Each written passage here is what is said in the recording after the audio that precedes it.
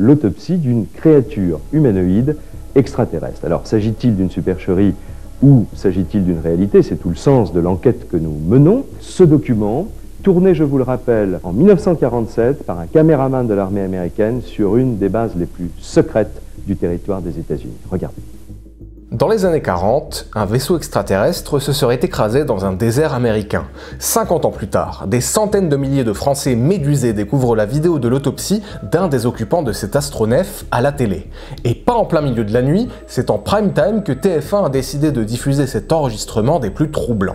Pour Halloween, je souhaite vous parler d'une affaire populaire et que j'aime beaucoup, mais sous un angle un peu différent de d'habitude, puisqu'on fait un retour sur cet événement hors du commun avec un témoin que vous connaissez si vous suivez fréquemment la chaîne et qui a assisté à la diffusion française de cette autopsie d'un être prétendument venu d'ailleurs. Notre histoire commence en 1947 dans l'Ouest américain. En pleine nuit, au début du mois de juillet, un objet volant non identifié s'écrase à proximité de la base militaire de Roswell, au Nouveau-Mexique. Rapidement, le Pentagone publie un premier communiqué officiel qui affirme qu'il s'agit, je cite, d'un simple accident. L'appareil volant en question serait un ballon-sonde expérimental appartenant à l'US Air Force et il se serait crashé à cause de fortes rafales de vent. Mais dans les jours qui suivent, un porte-parole de l'armée évoque devant la presse une toute autre piste. Selon lui, l'aéronef serait une soucoupe volante dont l'armée aurait récupéré une partie des débris. Mais certains leur auraient échappé si l'on en croit les déclarations de plusieurs habitants de la région qui prétendent avoir retrouvé dans les champs d'étranges morceaux de carcasse. En ce climat de début de guerre froide, il se murmure que les États-Unis et l'Union soviétique se seraient lancés dans des programmes militaires ultra secrets afin de s'espionner l'un l'autre. Après tout, l'idée n'est pas si fantaisiste. Alors pourrait-il donc s'agir d'un appareil expérimental de l'US Air Force ou d'un dispositif d'espionnage de l'URSS? Et s'il s'agissait de vaisseaux extraterrestres? À l'époque, quelques ufologues tentent bien de démontrer que des aliens sont venus nous rendre visite réellement ce soir-là, mais personne ne les prend au sérieux et l'affaire tombe dans l'oubli jusque dans les années 80. En 1980, le linguiste Charles Berlitz, qui est un auteur respecté, s'associe à l'ufologue William Moore pour écrire le livre The Roswell Incident. Dans cet ouvrage, c'est la thèse du crash d'un vaisseau extraterrestre qui est de nouveau défendue, mais avec un argument de taille. Les deux écrivains ont recueilli le témoignage du major Jesse Marcel, qui leur raconte qu'il a été chargé de récupérer les restes d'un aéronef qui s'était crashé dans un ranch dans la nuit du 3 au 4 juillet 1947 à Roswell. Je vous cite son témoignage. « Ça ne venait pas de cette terre. Il n'y a aucun doute là-dessus. Je connaissais tous les matériaux utilisés en aviation et ça n'avait rien à voir. C'est impossible. Quand j'ai vu le champ de débris, je ne pouvais pas le croire. Il y avait tellement de morceaux éparpillés, sur une grande surface, on en a ramassé le plus possible, on les a mis dans notre camionnette et ça nous a pris toute la journée. On ne pouvait pas tordre ou déformer ces débris, même à coups de masse. C'est là que j'ai su que je n'avais jamais vu quelque chose comme ça avant. Aujourd'hui encore, je ne sais pas ce que c'était. En tout cas, ça ne venait pas de cette terre. » La publication de ce témoignage dans le livre de Berlitz et Moore relance l'intérêt pour le crash de Roswell 33 ans après les faits.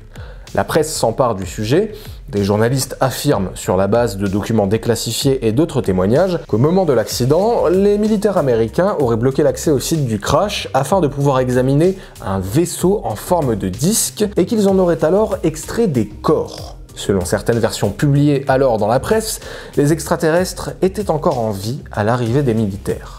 Ceux qui les auraient aperçus ont décrit de petits aliens qui n'avaient que 4 doigts. Bon, le problème de tous ces nouveaux témoignages, c'est qu'ils ne viennent jamais des témoins de première main.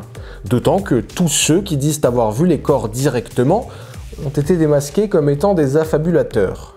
Au fil des mois, l'affaire Roswell redevient une mascarade aux yeux du grand public et sombre à nouveau dans l'oubli. Mais en 1995, les extraterrestres reviennent, et cette fois, en France. 1995, une nouvelle rumeur insistante commence à circuler. L'incident de Roswell aurait bien eu lieu. Un vaisseau spatial venu d'un autre monde aurait bien été récupéré par l'armée américaine et mis en lieu sûr dans les hangars d'une base secrète. Les corps des humanoïdes, victimes de ce crash, auraient été filmés lors des autopsies réalisées sur une base proche de la ville de Dallas. Quant au caméraman, l'auteur de ces images historiques, il aurait conservé plusieurs bobines de son film et un producteur anglais aurait pu se le procurer. J'ai voulu voir ce film. Et à la suite de cette projection, il était clair que nous nous trouvions devant un défi passionnant. Où ces images étaient vraies, et elles témoignaient de la plus bouleversante histoire de tous les temps, où il s'agissait d'une supercherie, et alors il fallait relever le défi, identifier les auteurs de cette arnaque, et comprendre pourquoi on avait pu dépenser autant d'efforts et autant d'argent pour tromper ceux qui s'intéressent de bonne foi à l'existence éventuelle d'autres créatures que l'homme dans l'univers. Pierre, merci de m'accueillir chez toi pour qu'on puisse parler de cette nuit absolument hallucinante que tu m'as racontée plusieurs fois. On est en 1995, tu regardes la télé et tu vois presque en direct à la télévision un extraterrestre se faire autopsier. Qu'est-ce que c'est que cette histoire ? Et comment ça a pu arriver à la télévision française? Alors c'est un trauma qui m'est arrivé quand j'avais 10 ans. Faut se rappeler qu'à l'époque, on n'avait pas internet, la TNT n'existait pas et encore moins YouTube. Du coup, tout le monde regardait la télé. On n'avait que 6 chaînes et TF1, c'était probablement la plus regardée. Et à cette période, le paranormal et le surnaturel avaient plutôt la cote. Sur M6, on avait X-Files qui faisait déjà un énorme carton avec 2 saisons à ce moment-là. Et puis du côté de TF1, il y avait Mystère qui passait en première partie de soirée à une heure de grande écoute et qui nous foutait bien la trouille. Et puis tout d'un coup, on a vu passer des pubs qui annonçaient un truc incroyable. Jacques Pradel allait nous présenter un soir à 21 h l'autopsie d'un alien. Oui ou non, cette créature est-elle un extraterrestre? Ce film a-t-il été tourné en 1947? Sommes-nous devant une supercherie? Mais alors à l'époque, c'était vraiment vendu comme un document authentique, une vraie vidéo. En tout cas, il disait pas que c'était faux. Il prenait des pincettes, mais Jacques Pradel, il avait l'air presque convaincu que c'était un vrai truc. Il avait des arguments, il pointait du doigt tout ce qui allait dans le sens de l'authenticité, notamment des éléments qui permettaient de dire que le film était bel et bien ancien, et donc possiblement tourné en 1947. Dans ce qui ressemblait à une salle d'opération, on voyait 2 chirurgiens masqués qui s'affairaient sur le corps d'un petit être humanoïde asexué blessé à la jambe droite. La créature avait un ventre gonflé, 6 doigts et 6 orteils, et au fur et à mesure elle était disséquée et on pouvait voir son cerveau, ses viscères et différents organes. De mémoire, je dirais que le programme de cette soirée était en 2 parties. Il y avait une première partie avec seulement des extraits de l'autopsie et des experts qui commentaient et qui faisaient un débat autour de ces extraits. Et puis je crois qu'il y en avait une seconde avec de plus longs extraits de l'autopsie. À l'époque, mon père m'avait pas laissé l'enregistrer, mais ensuite TF1 a vendu la cassette dans le commerce et je l'ai retrouvée pour vous. Il s'agit véritablement d'une créature. Il y a une émotion dans ces images. Il y a beaucoup d'éléments organiques qui semblent être de conception du même type que de conception humaine. Foie mal placé dans le petit bassin, mais c'est pas là chez l'homme. Le cœur mal placé aussi, mais c'est quand même un cœur. Des poumons mal placés aussi, mais ce sont quand même des poumons. Je ne sais pas ce que c'est. Si c'est une authenticité, on est obligé d'admettre qu'il s'agit d'une autopsie véritable sur un corps véritable. Parce que si l'on avait voulu prendre la précaution de fabriquer un corps de ce type artificiel avec tous les éléments de l'autopsie que nous avons, ça me semble tout à fait impossible. Bon, alors la question que je me pose, et que je pense que pas mal de gens se posent, c'est comment est-ce qu'un présentateur, alors qui était assez célèbre à l'époque, plutôt réputé, Jacques Pradel, connu comme assez sérieux, tu m'as dit qu'il avait notamment joué un rôle dans l'affaire des disparus de Lyon, il avait aidé à les retrouver. Mais alors comment est-ce que quelqu'un comme lui s'est dit, ok, on va se lancer, on va présenter cette vidéo d'autopsie d'extraterrestres? C'est quoi le contexte derrière tout ça? Alors, figure-toi qu'il est récemment revenu là-dessus au cours d'une interview. Il a expliqué que quelques semaines avant l'émission, il a été contacté par un Anglais qui affirmait posséder cette fameuse vidéo. Il s'est rendu à Londres, tout comme plusieurs journalistes venus des 4 coins du monde, et c'est là qu'il a découvert les images de l'autopsie. Pour lui, il y a plusieurs hypothèses. Soit ce document est vrai, soit c'est un faux récent conçu pour faire de l'argent, soit c'est un faux ancien fabriqué par les services secrets américains pendant la guerre froide pour enfumer les Russes. Mais une chose est sûre, quand il voit ce film, il est troublé et il pense que ça doit être diffusé à la télé. Je n'ai jamais dit que je croyais aux extraterrestres. Vous avez dit, je suis troublé, Jacques. Oui, bon, vous ne seriez pas troublé, vous? Non, honnêtement, non. Mettez-vous à ma place. Ouais. Vous faites une émission sur le bizarre, l'étrange, l'insolite. À ce moment-là, j'entends un bruit une rumeur qui me dit, à Londres, il y a dans des salles de projection des gens qui montrent l'autopsie d'un extraterrestre, etc. Je vais voir, sinon faute professionnelle. Je vais à Londres, je rapporte ce film et je le diffuse dans une émission. J'examine les différentes possibilités. On part sur le faux, évidemment. Je vais voir quand même le type qui fait les effets spéciaux pour Spielberg. Je rencontre des gens dans des studios de cinéma un petit peu partout dans le monde. Je leur dis, ça vous dit quoi?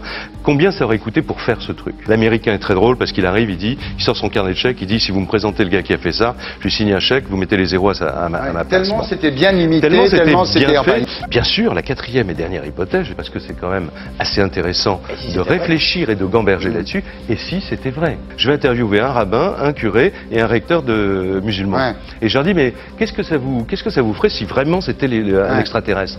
Qu'est-ce que ça changerait? Est-ce qu'on le dirait aux gens? Parce que les religions, là, pour le coup, vous voyez, donc c'était dans cet esprit-là que j'ai fait cette émission. On sait maintenant qui est le mystérieux Anglais qui a montré ces images à Jacques Pradel. Il s'agit d'un certain Ray Santilli.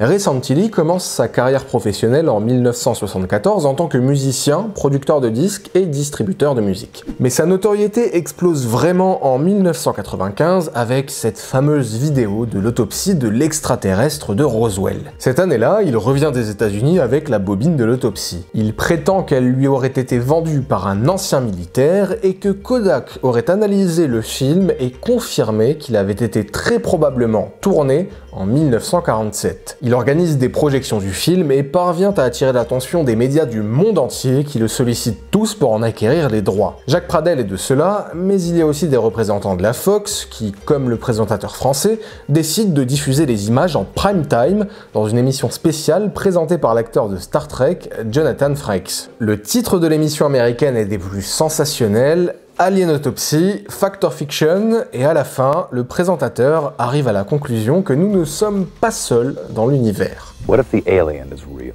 Let's consider. He was an explorer, perhaps a scientist. Crashed and died on a distant blue planet, light years from his home. A frightened race of beings found his lifeless body, performed experiments, and hid the results. Why did he come to our planet? What went wrong? In his death, he may have delivered the most important message mankind has ever received. We are not alone. I'm Jonathan Frakes. Good night. Santilli est invité sur les plateaux télé du monde entier et il en fait des caisses, changeant les versions de l'histoire de l'obtention de la bobine à de nombreuses reprises au gré de son inspiration. Pendant ce temps, plusieurs experts apparus dans l'émission diffusée sur la Fox se sont manifestés pour affirmer que leurs déclarations avaient été modifiées et tronquées pour les rendre moins sceptiques qu'elles ne l'étaient. La magie du montage. En 1996, un consensus s'était développé sur le fait que le film était probablement un canular. Un épisode de X-Files assez culte intitulé José Chung from Outer Space, qui a également été diffusé sur la Fox cette année-là, s'est même moqué de la vidéo de l'autopsie, mais la vérité était toujours ailleurs, bien gardée par Santilli. Parce que ce n'est que 10 ans plus tard que la vérité sur la vidéo de l'autopsie originale fait surface. En 2006, l'émission anglaise Eamon Investigates a mis fin au doute, tout du moins en partie. On y voit Santilli admettre que le film qu'il a vendu à Jacques Pradel et à la Fox était un faux. Mais il précise, ce n'est pas vraiment un faux puisque c'est un remake. Il explique alors qu'il s'est basé sur un vrai film d'autopsie d'extraterrestres. You restored it from what? From a very poor imagery. It's no different from someone restoring a work of art like the Mona Lisa or the Sistine Chapel. Any regrets? Anything you'd do differently? The regret is that the original film didn't survive. En gros, son film serait une reconstitution et pas un canular.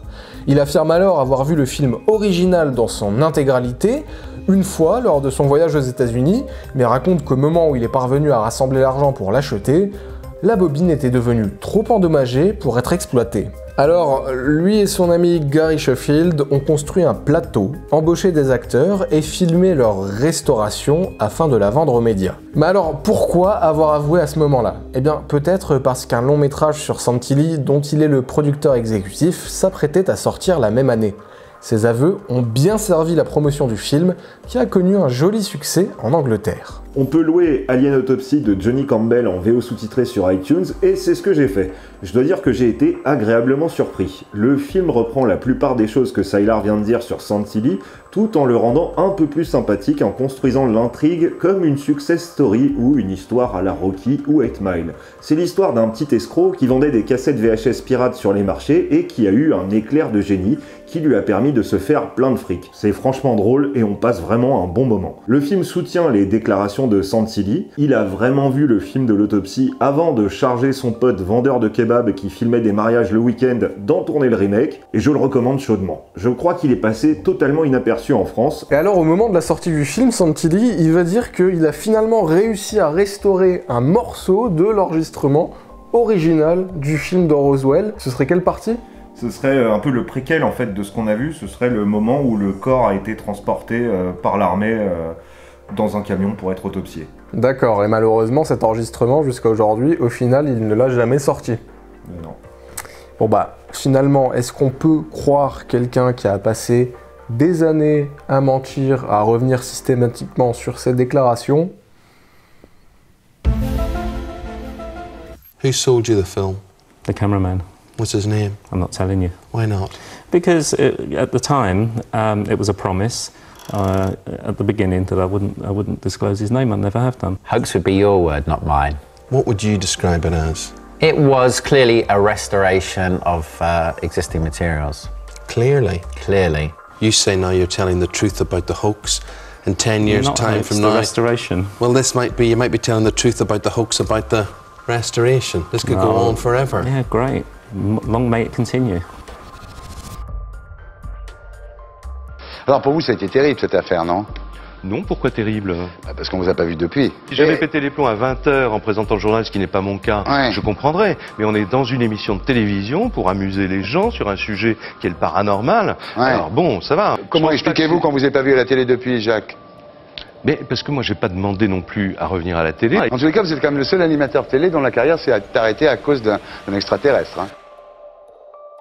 Après avoir vraiment analysé tout ce cas, eh bien, j'ai de la tendresse pour Jacques Pradel, et surtout, eh bien, je comprends complètement sa démarche. En tout cas, je la trouve sincère et honnête. Évidemment qu'à la lumière de ce qu'on sait aujourd'hui sur l'affaire, ça peut paraître risible, et aujourd'hui, on peut vraiment dire que cet enregistrement est devenu culte dans la pop culture, et c'est même un cas de Lost Media qui brouille toutes les frontières entre fiction et réalité, et qui a donné l'espoir lorsqu'il s'est fait connaître dans les années 90, de la possibilité du premier contact de l'humanité avec une espèce venue d'ailleurs. Si vous avez aimé cette spéciale Halloween et l'intervention de Pierre, n'hésitez pas à le suivre sur sa chaîne YouTube La Caverne de Pierre, où il vous raconte aussi pas mal d'histoires, souvent liées à la pop culture, aux faits divers, etc. Bref, allez voir, c'est juste là. Si la thématique Roswell plus largement vous intéresse, il y a pas mal de sources que je vous invite à aller voir en commentaire, où on a choisi un angle un peu plus différent et original, parce que c'est un cas vraiment très connu. Il ne me reste plus qu'à vous souhaiter un joyeux Halloween, et rendez-vous à très bientôt pour la prochaine vidéo. Au revoir.